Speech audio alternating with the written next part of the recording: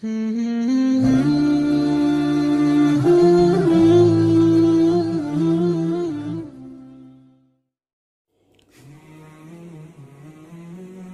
دهه زن صالحه زندگی میکرد.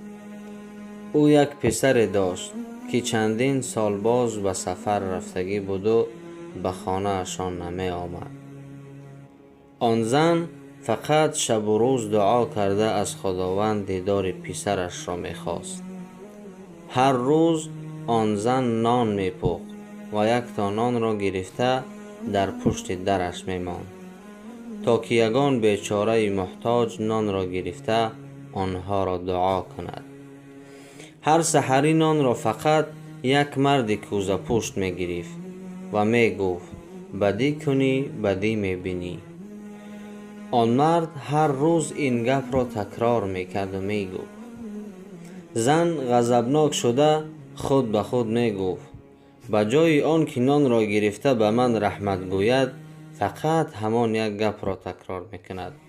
لیکن با امید ثواب آن زن هر روز یک تا نان را در پشت در می گذاشت. آخر عاقبت کاسه صبرش پر می شود و او به یک نان زهر کرده به پشت در می ماند. وقتی که به خانه اش می درآید دلش طاقت نمی کند.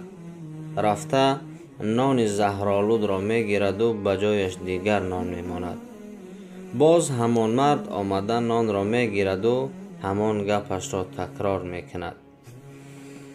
نیم شب می شود و در زن را کسی می کوبد. آن زن حیران شده در این شب کی باشد گفته در را می گشاید. می بیند که مرد لباسهایش دریده چرکین خراب و لاغر ایستاده است. زن به وی نغز نگاه می کند که این همان پسر شده اش بوده است. وی پسرش را به آغوش گرفته شکرانه خداوند می کند که باز دیدار پسرش را به وی نصیب گردانیده است. زن به پسرش می گوید در کجاها بودی؟ چرا به این حال افتادی؟ پسرش می گوید من چند روز بعد در راه بودم، خوردنی نداشتم و در حالت مرگ قرار داشتم. یک مرد کوزه پشت به من یک نان داد و من تا خانه آمده رسیدم. زن با شنیدن این سخن گریان می شود و می گوید اگر من همان نان زهرآلود را می ماندم آن را نه کوزه پشت بلکه پسر جگرگوشه خودم می خورد.